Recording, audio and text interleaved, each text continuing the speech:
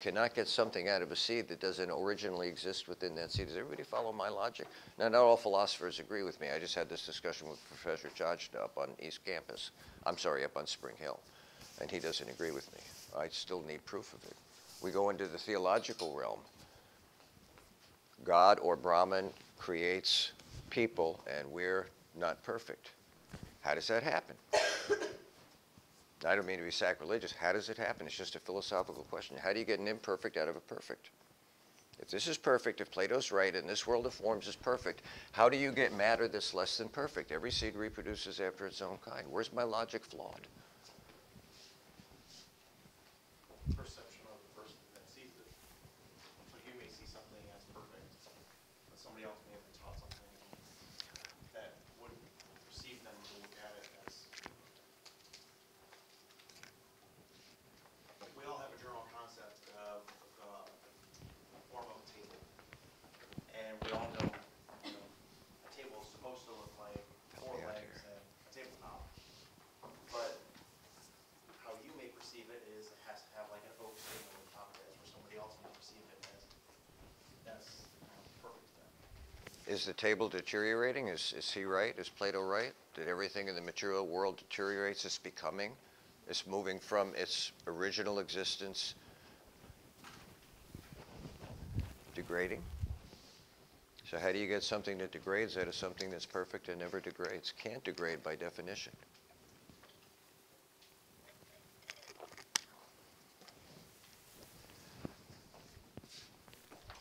But we're going to let Plato have his way. Plato says that out of the ideal world of forms come all these instances of the material world. They have their existence is built upon or predicated upon the existence of the forms. We see the material world. We see it degrades. It's always becoming something other than whatever it was when it was first created. Plato assumes in his philosophy that where it comes from must be perfect. It's the soul, or he might put it in terms of a deity of God.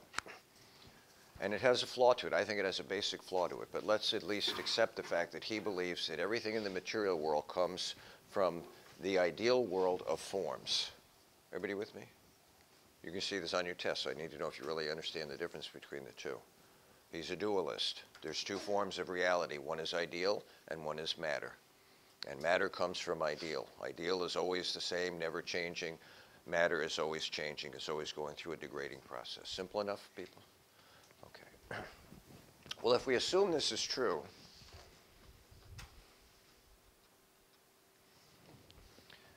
how would we go about knowing this?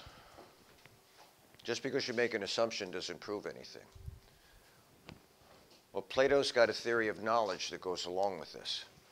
Plato assumes that we're born into a world of false perceptions. That, like Morpheus said, that there's a veil pulled over our eyes and we don't know it. So I'm going to put a little animated video up. He calls this the allegory of the cave. He says, let's assume from the moment you're born in a cave of darkness. And you're backed up to a wall, and your head is chained to the wall, and your hands and feet. So all you can do is see ahead of you. That's your position. Look, when you pop out of the oven, you're put in a box. That's what you learn in my intro class, in my ethics course. And all you see is the reality that the box tells you is what's really real, the rules, lying, stealing, cheating, raping, robbing, etc. Some rules are different. So he says you're locked in the box. And behind you, because you can't see it, is a high platform that goes across the back. And behind that is a fire that casts light in front of you. But because it's behind you, all you can see is the shadow that's cast on the wall.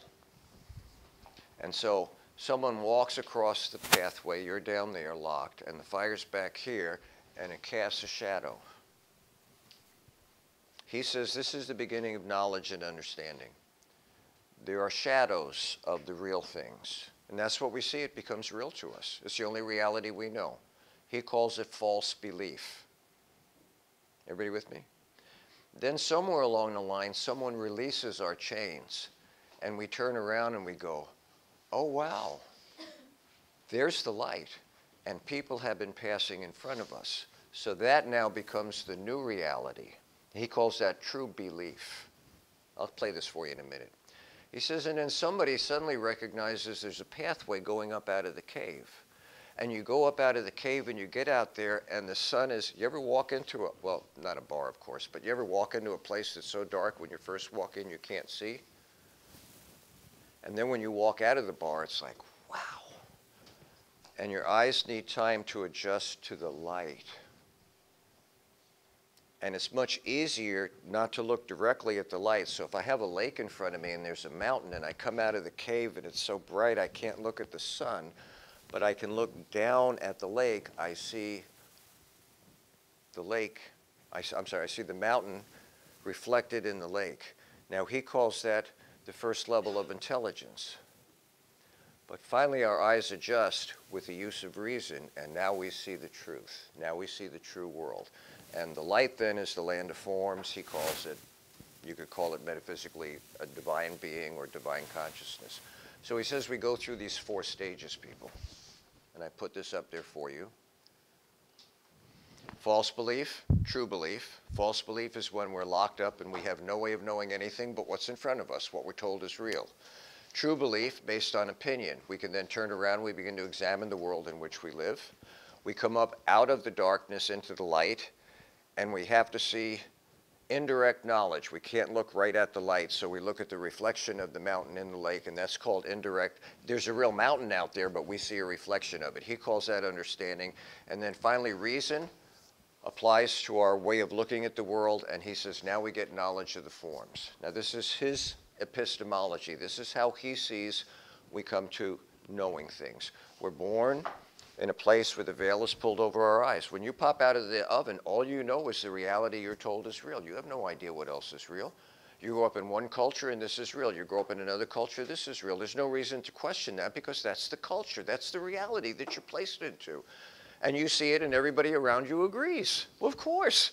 Just look at it. Everybody can see this is reality. And then suddenly you're loosed and you begin to think, oh, I never saw that before. I didn't know that.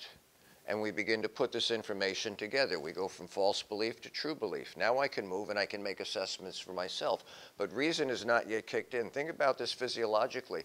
We all have the capacity to reason. It doesn't kick in until we get to our late teens and our early 20s. That's called critical thinking and abstract thinking. We can look outside of the box and go, wow, I never saw that before. Most people for Plato were born into a world of gun tunnel vision. Now he says once you emerge from the cave and you see the true light, you want to go back and rescue everybody else. This is the philosopher who wants to go, oh, wait, I can show you the truth. And everybody goes, what? Because this is the only reality, we call it gun tunnel vision. I don't mean to be negative. This is what we know. And now you're the crazy person. You're trying to say, what? No, this is real. How could you say this isn't real? Because I've been someplace else. Yeah, but no, this is real. And so we have the conflict. This is the role of the philosopher, to try and bring enlightenment. The enlightened philosopher. Your greatest fear is not that you're inadequate. Your greatest fear is you're powerful beyond measure. It's the light and not the darkness that frightens you. And when someone suddenly brings some enlightenment, most of us don't accept it, quite frankly. We've based everything on this. Did I talk about, I did talk about Isaac Asimov in here, a science fiction writer. He wrote an incredible book before he died called Childhood's End. And the book opens up and here's the planet Earth and a spaceship has visited generations before. It hovers over the Earth. It gives knowledge about healing. It gives knowledge about all these things that benefit humanity for centuries. But no one's ever seen who's in the spaceship. And they keep saying, who are you? Who are you? Show yourselves to us. And finally, after hundreds of years of benefiting humanity, they say, fine. And they pop out of the spaceship, and this is what they look like. They're red creatures with 2 horns and a red tail with a point on the end of it. And they say, if we'd have showed you this at the beginning, your mysticism, your mythology would have freaked out, and you never would have received the benefit of who we are. Someone comes along and says, hey, you don't get it. You don't get it. Why, I don't want to promote this too much, but why whenever we have movies about the aliens, they always come here to eat us for lunch? Remember I presented that to you with the matrix? Or what if it turns out that they need a food supply and they figured out that we're good for breakfast, lunch, and dinner? We always think that. But what if reality is if someone has the capacity to come here and figure out how to travel across light years of space, they're only going to be beneficial to us. But our way of thinking sees it always as evil or darkness or something that's going to be against us. So Plato says once a philosopher sees the true in the world, tries to come back in and enlighten you, so you should stand up here sometime and try this and look at your faces.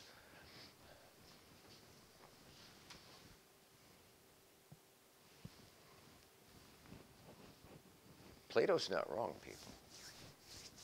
When you finally have kids, try and explain something to a 2-year-old. Try and explain there's no monsters under the bed. Try and give them some outstanding outside of the little, and I don't mean this in a derogatory way, a little world that they live in. It's almost impossible. They will resist you to the end until they come to the awareness of the self. So this is Plato's allegory of the cave. It paints a picture of how we are in the world when it comes to knowing the world we live in. We just assume what we know is right. It's got to be right. How could it be wrong? We know it. Well, it could easily be wrong, according to philosophy. How many of you ever, let me ask, how many of you ever believed in something and later on realized that that's not true? We have beliefs. It's a whole belief system. It just happens to us. We accumulate beliefs and ideas and opinions. Now, can we ever get, the big question is, can we ever get to the whole truth and nothing but the truth? I had this discussion with Professor Chajna up on Spring Hill 2 days ago. Can you ever really get to the real truth? Well, philosophers like Plato believe you can. And so, frankly, so did the empiricists who believe that you're a blank slate, and after we get rid of the secondary qualities, we can get to the, and so do the rationalists. And so his theory of metaphysics and epistemology is an attempt to get us to know how we know so we can break down the perceptions that give us false knowledge and false opinions and finally get to the real world. Is that broken down enough for you, Chris? Okay, let me play this video for you, and then I want to play an English guy who's got a very good little 3-minute presentation on this. Let me show in a parable to what extent our nature is enlightened or unenlightened. Envision human figures living in an underground cave with a long entrance across the whole width of the cave. Here they've been from their childhood and have their legs and necks chained so that they cannot move and can only see before them, being prevented by the chains from turning their heads around. Above and behind them, a fire is blazing at a distance. They see only their own shadows, which the fire throws on the opposite wall of the cave. For how could they see anything but the shadows if they were never allowed to move their heads?